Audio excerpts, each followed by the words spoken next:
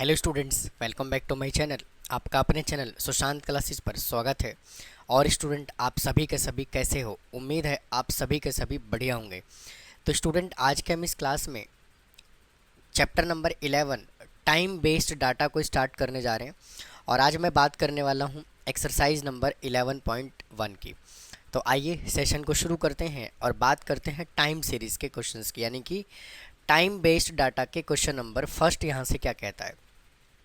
तो देखिए स्टूडेंट, यहाँ पे जो फर्स्ट एक्सरसाइज है उसका फर्स्ट क्वेश्चन हमें क्या बोला हुआ है। कहता है calculate 3 yearly moving average of the following data. हमें जो डाटा कैलकुलेट करना है वो 3 ईयरली मूविंग एवरेज कैलकुलेट करना है। तो देखिए इसको हम कैसे सॉल्व करते हैं। ये हमें ईयर गिवन है और ये वैल्यू गिवन है। तो सबसे पहले हम क्या करेंगे, 3 ईयर मूविंग टोटल कैलकुलेट करेंगे और उसके बाद 3 ईयरली मूविंग एवरेज कैलकुलेट करेंगे। तो देखो यहाँ से हमें क्या करना है, सबसे पहले ये जो फर्स्ट रो है इसको हमें कर देना है स्किप। भाई फर्स्ट रो को क्या कर देना है, स्किप कर देना है।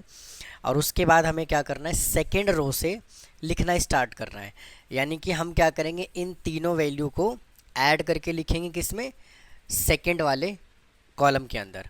तो क्या आएगा, 2 + 4 + 5 इज इक्वल टू, इसका टोटल करोगे 5 4 9 और 2 11 हो गया। फिर आप इन तीनों वैल्यू को कंसीडर करोगे, 4 + 5 + 7 इज इक्वल टू 4 5 9, 9 और 7 हो जाएगा 16। फिर आप इन तीनों वैल्यू को ऐड करोगे, 5 7 और 8, 5 + 7 + 8 इज इक्वल टू 5 और 7 होता है 12 और 12 और 8 कितना होता है 20। फिर आप इन तीनों वैल्यू को ऐड करोगे, 7 8 10, 7 + 8 + 10 इज इक्वल टू 7 8 होता है 15 और +10 25।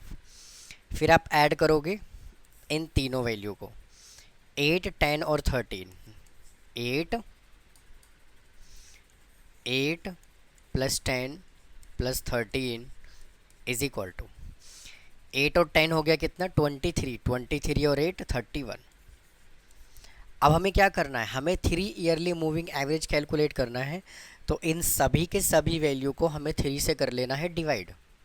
तो जब आप इन सभी वैल्यू को 3 से करोगे डिवाइड, यानी कि हमें किससे डिवाइड करना है, 3 से, divided by 3, divided by 3, divided by 3, divided by 3 और डिवाइडेड बाई 3। और मेरे भाई इन सभी को 3 से डिवाइड करके हमें इस वाले कॉलम के अंदर लिख देना है, तो अपना आंसर आ जाएगा।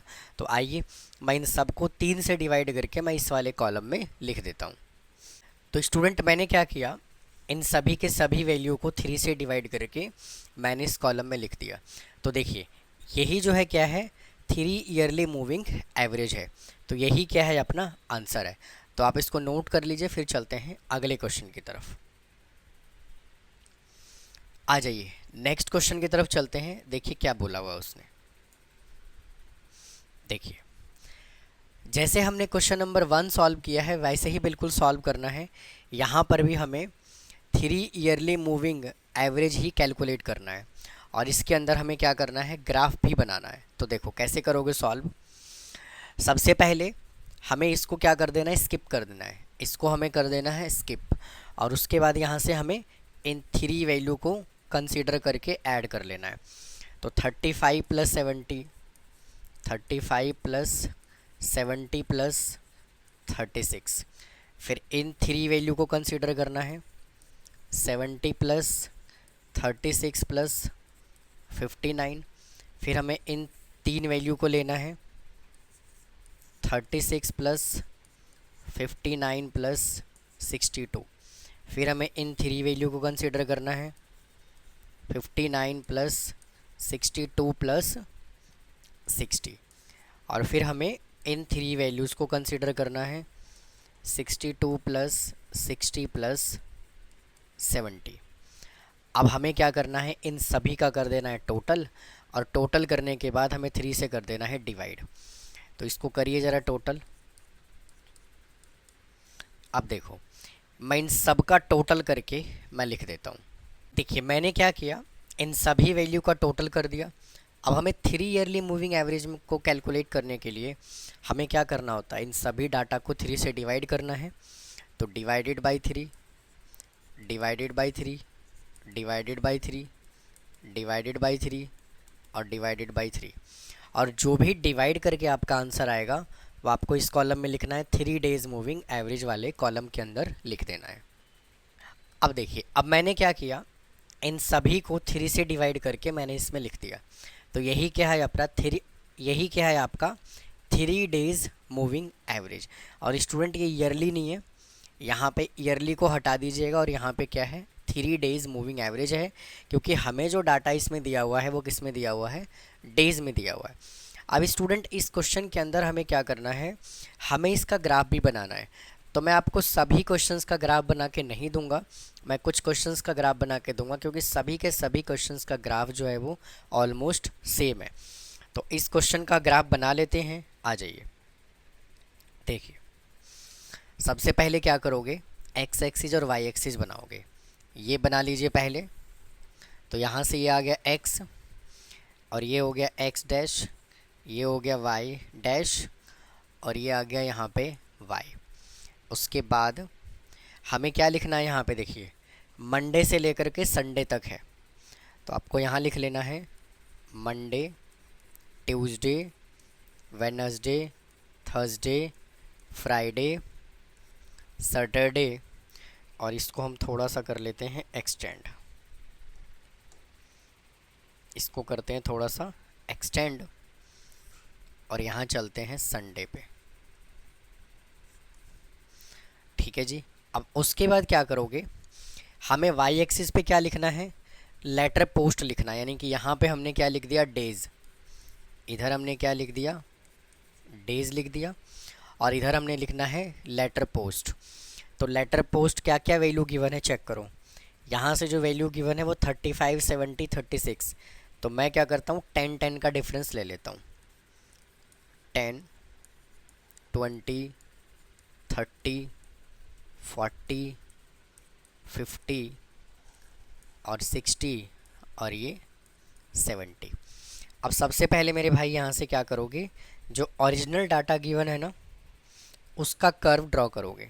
तो देखिए मंडे को कितने लेटर पोस्ट किए, 35।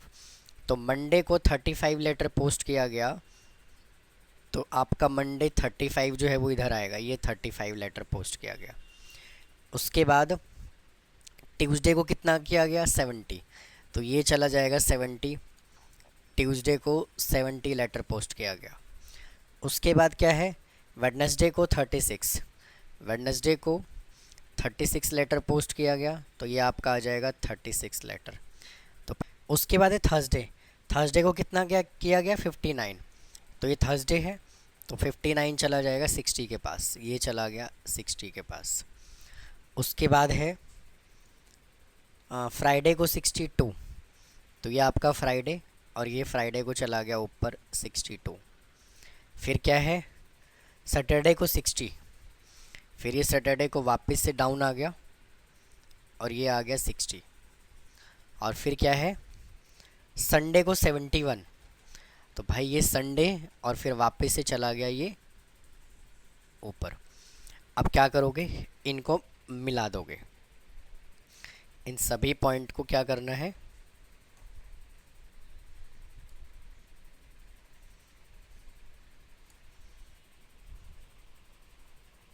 मैच कर देना है। तो सबसे पहले यहाँ से जाएगा कहाँ, आपका ऊपर गया और फिर ये नीचे आ गया और फिर ये वापस से ऊपर गया और फिर ये दोबारा से ऊपर गया और फिर ये नीचे आ गया और फिर ये वापस से ऊपर चला गया। ठीक है जी।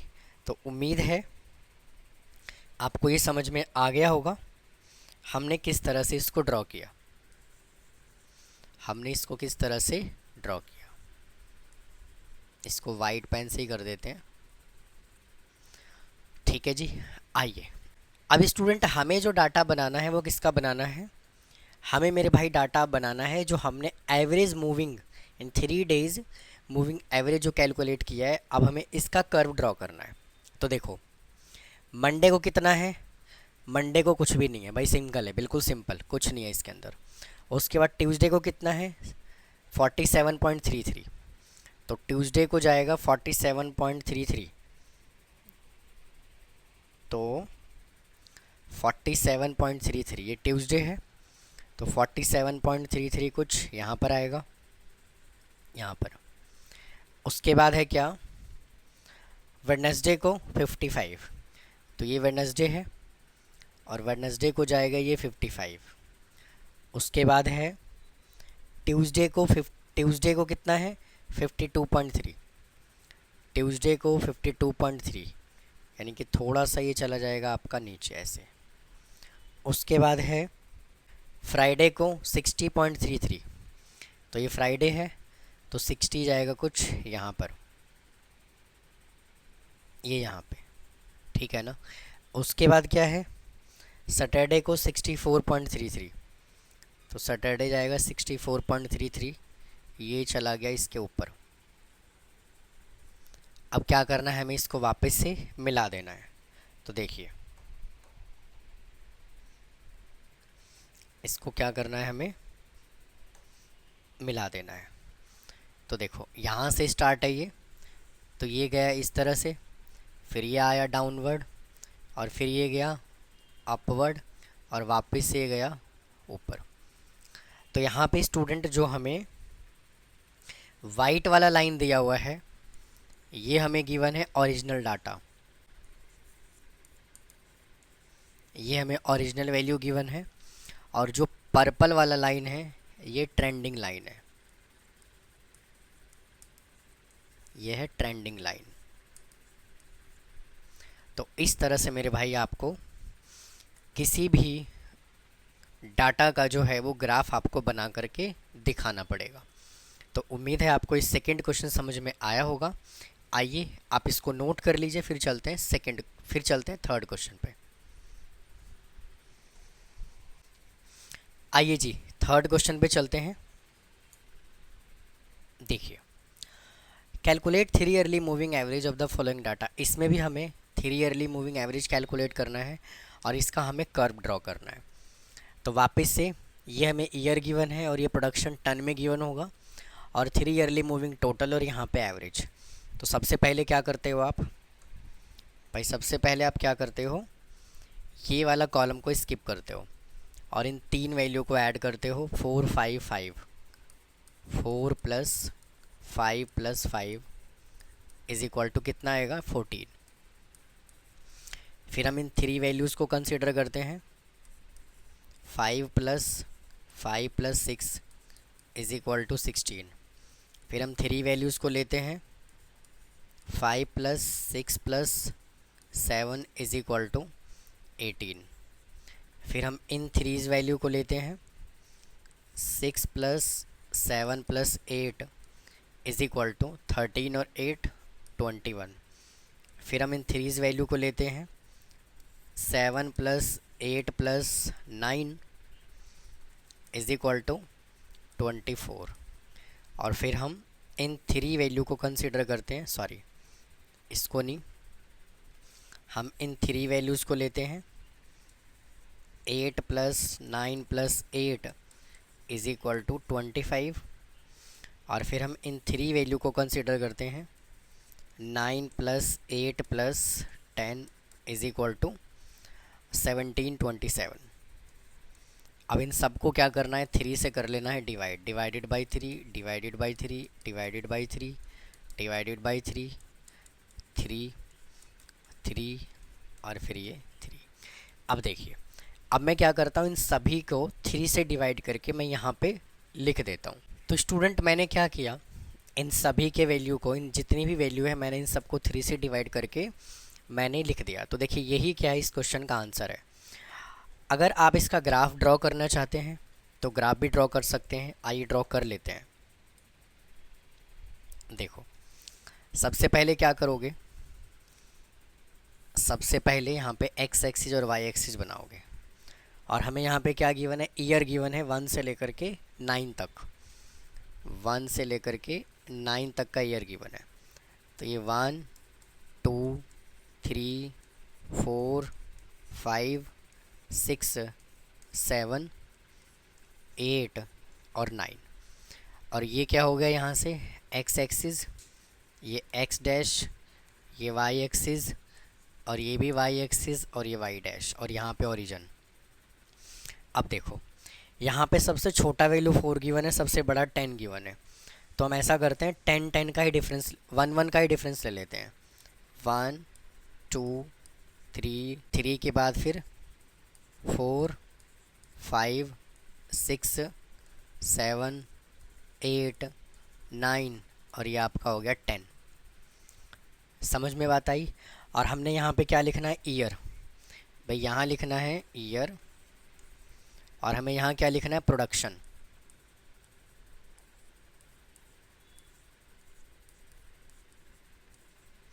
यहाँ पे हमें क्या लिखना है, प्रोडक्शन। अब सबसे पहले मेरे भाई ओरिजिनल डाटा पे चलो। सबसे पहले यहाँ से ओरिजिनल डाटा पे देखो, फर्स्ट ईयर में जो प्रोडक्शन है वो कितना है, 4 है। तो भाई पहले साल जो प्रोडक्शन है वो कितना है, 4 है। सेकेंड ईयर में प्रोडक्शन कितना है, 5 है। तो सेकेंड ईयर में प्रोडक्शन कितना है, 5 है। थर्ड ईयर में प्रोडक्शन कितना है, 5 ही है। तो यहाँ पे क्या आ जाएगा, 5। फिर अगले में प्रोडक्शन कितना है, 6 है। तो फोर्थ ईयर में प्रोडक्शन चला जाएगा ये 6 इधर। फिर फिफ्थ ईयर पे है 7, फिफ्थ ईयर में है ये 7। सिक्स्थ ईयर में कितना है, 8। सिक्स्थ ईयर में ये चला जाएगा ऊपर, और ये आ गया यहाँ से 8। और फिर 7 ईयर में 9 8 10। फिर 7 में है आपका 9, और फिर वापस से नीचे आ गया 8, और फिर 10, और फिर यहाँ से चला जाएगा ये 10 पे। अब आप क्या करो, इसको मिला लो, इसको मिलाइए। देखो ये कुछ इस तरह से गया, फिर ये ऐसे, फिर ये ऐसे, फिर ये ऐसे गया, फिर ये ऊपर गया, फिर वापस से और ऊपर गया, फिर ये डाउनवर्ड आया, और फिर ये वापस से ऊपर गया। समझ में बात आई। अब चलते हैं किस पे, जो डाटा हमने यहाँ पे एवरेज वाला कैलकुलेट किया है। तो देखो यहाँ से हमें पहले वाले कॉलम में तो कुछ भी नहीं लिखना। सेकंड वाले में क्या है, यहाँ पे है 4.67। तो यहाँ पे स्टूडेंट सेकंड लाइन में 4.67, तो कुछ बनेगा आपका यहाँ पर ऐसे 4.67। फिर है थर्ड ईयर में 5.33, तो ये 5.33 बनेगा कुछ यहाँ पर। फिर क्या है, फोर्थ ईयर में 6 है, तो ये 4 ईयर में एडजेक्ट 6, तो ये वापस से इस पे आ जाएगा। उसके बाद है फिफ्थ में 7, तो भाई पाँचवें में 7 जाएगा कुछ बिल्कुल इसी पे। और फिर सिक्स्थ पे क्या है, 8, तो भाई 6 पे वापस से ले जाओ 8 पे। और फिर 7 पे क्या है, 8.33, तो इस 7 पे चला गया 8.33, मतलब कि थोड़ा सा ऊपर। और 8 पे चला गया कितना, 9, तो 8 पे मेरे भाई गया कितना, 9, तो ये 9 जो है वो कुछ यहाँ पे बनेगा। समझ में बात आई। अब देखो, अब इसको मिलाओ, अब इसको मिलाओ। तो भाई इसको मिलाओ ऐसे, फिर ये गया ऐसे, फिर गया सेम ऐसे ऊपर, फिर ये इसके साथ ही चल रहा है ये, और फिर ये गया ऊपर, और फिर ये कुछ इस तरह से गया, और फिर ये ऐसे गया। सॉरी ये नहीं जाएगा भाई, ये कुछ इस तरह से गया। समझ में बात आई। येलो वाला जो लाइन है भाई, यहाँ पे जो है, अगर मैं इस लाइन की बात करूँ तो ये ओरिजिनल है, और ये क्या है आपका ट्रेंडिंग लाइन।